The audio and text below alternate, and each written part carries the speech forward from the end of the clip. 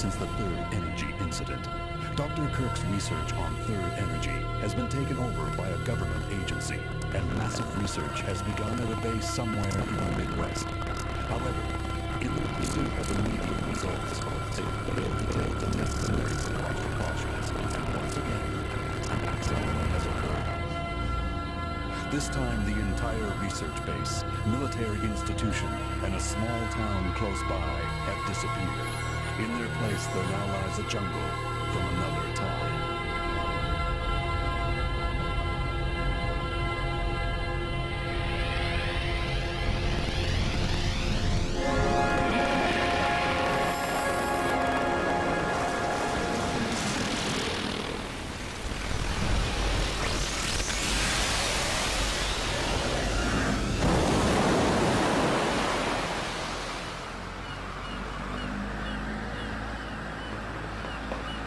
May 10th, 2010.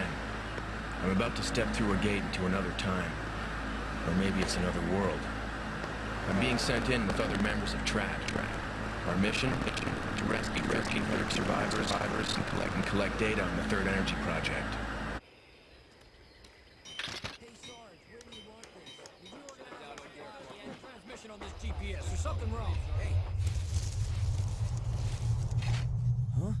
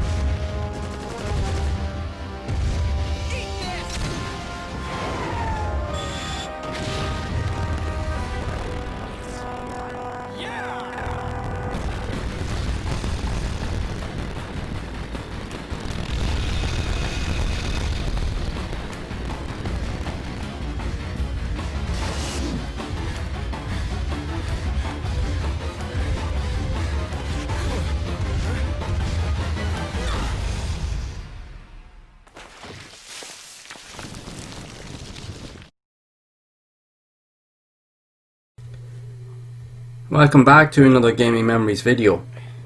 Here we are taking a look at Dino Crisis 2. This is actually a sequel to the original Dino Crisis game. I've also done a previous video on this here talking about this game, so I'll leave a link in the description so that you can check out that video as well. And even if you want to watch that video first off before you watch this one here, so you can get an idea of what the story is about if you haven't actually experienced the Dino Crisis franchise at all yet, so they're definitely worth checking out. So this here is actually a direct sequel to the first game, and it was released towards the end of 2000, about a year, just over a year after the release of the original game in the series. That follows the same protagonist, Regina, from the first game, but also has another member of a different task force as well. So they're stuck on a derelict island and they have to try and find a way off in order to save themselves. Now this is a similar type of concept to the original Dino Crisis game, or if you've ever played any of the games in the Resident Evil series that was also released by Capcom. It is a very similar play style. The only difference with this game here, there is a couple of major differences. Again, you can pick different characters. You start off as one particular character, but then you jump to different characters at different points, and each choice that each character makes kind of influences different concepts of the game. As the game progresses, you can unlock different areas that you can't get to with other characters and so forth. But primarily the two main differences in this game here are the use of pre-rendered backgrounds that is pretty much a staple in the Resident Evil games, which wasn't in the first game because the original Dino Crisis game used all 3D environments. This here game reverts back to pre-rendered 2D kind of photographic backgrounds. Again, it obviously has a lot to do with the play style, but the one thing that's evident about this is the combat mechanics. Even though they're very similar to previous games that I mentioned, but it's got a more of an arcadey type feel, because there's a lot more enemies. Enemies just appear at random, and it is, as long as you stay within an area, enemies just keep popping up. So you have like a lot of ammo to start off with, but eventually you have to replenish your ammo, so you buy ammo at different points throughout the game.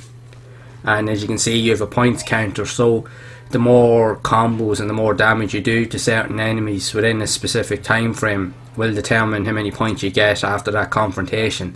So the more points that you can accumulate, you can use those points actually as currency to buy in-game items, weapons and so forth, so which is kind of a different concept to the previous games as mentioned in the series. So that's why it gives it more of an arcadey feel. Now it is very different in terms of that, but again the gameplay is still pretty much the same, but it's just a lot more fast paced. But it's still really unique. Now you have to be a lot more quicker on your toes, and you have to have your wits about you when you're playing this here, because your reaction times have to be a lot faster in terms of what you're doing in this game. But that's not to say that it's not playable. It's actually a really good game, and it's actually a really good sequel to already a very good game. It just plays slightly differently. The first game did have a bit of a slower pace, and it definitely had more horror elements.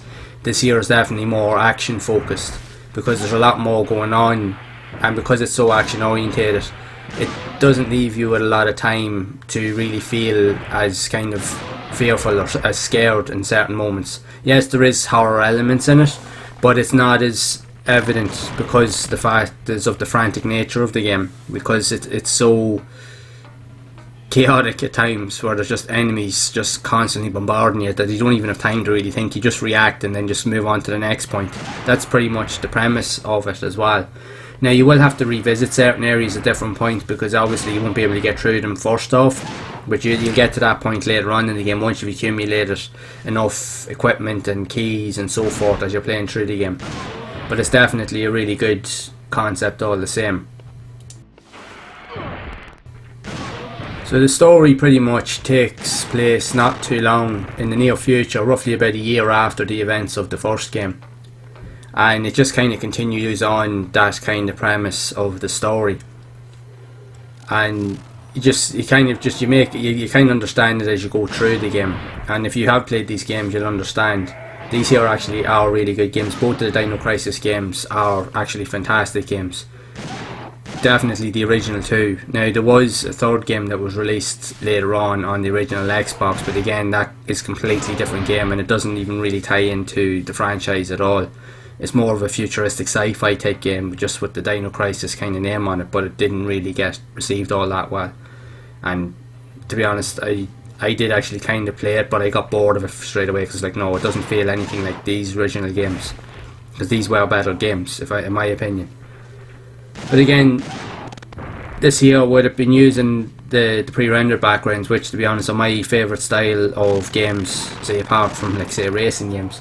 But definitely in this era of gaming, especially in the PlayStation era, the 32-bit console era, this era is definitely for me, definitely what I remember the most of this era of gaming, and what appeals to me the most when I used to play these type of games, because I absolutely adore these type of genres and this style of gameplay. I used to love playing these type of games back in the day. I would sit and just play them for hours, days, even weeks even. And the one cool thing about the PlayStation was there was so many of these type of games on offer. Like, it wasn't just Resident Evil or even like say Dino Crisis, which both fantastic franchises. There were so many other type of clones from other developers that were trying to do their own thing as well. Now the games may not have been as refined or as polished, but some of them, there was some really good titles that were that had played in similar styles to this. There was some, I'll admit, that probably weren't as good, but they all offered something unique. I didn't mind as much because I just wanted to experience as much as I could with these type of games. If I played one, I pretty much wanted to play them all. I just wanted to see what they were all like, because they all did definitely offer something unique, even if they weren't as good as these type of titles.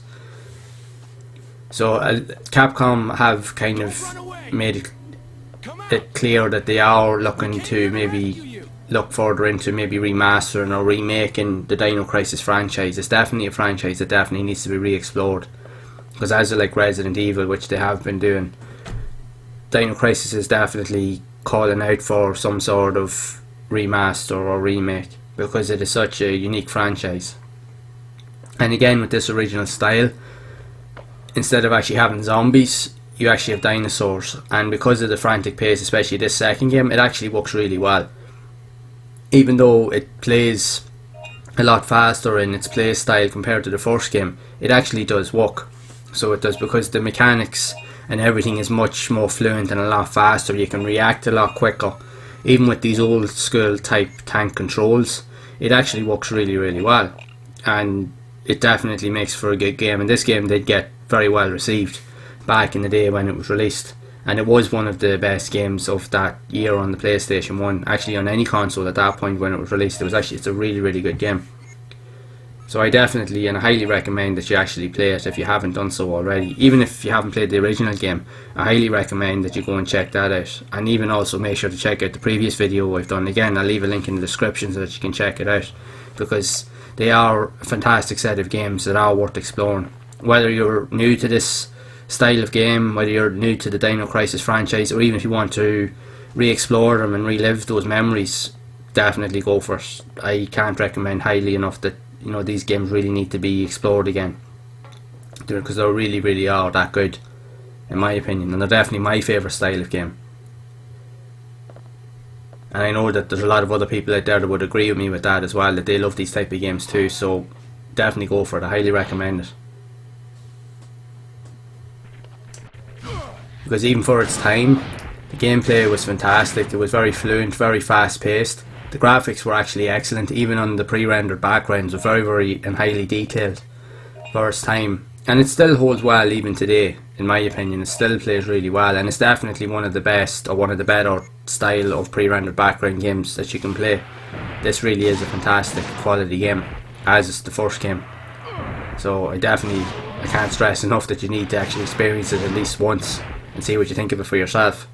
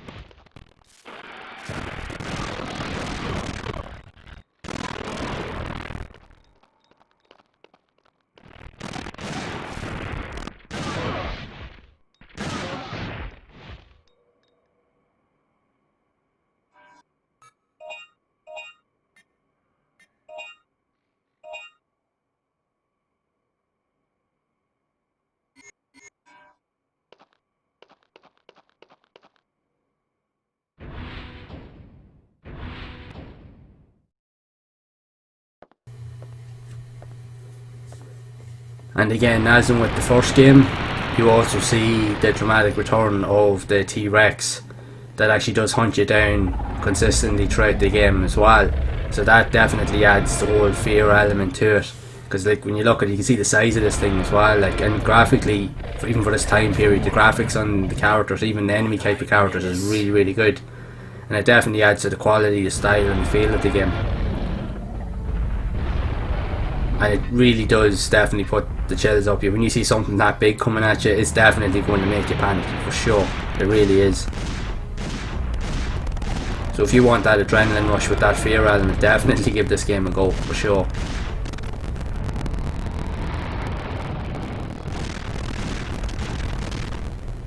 So what are your thoughts on Dino Crisis 2?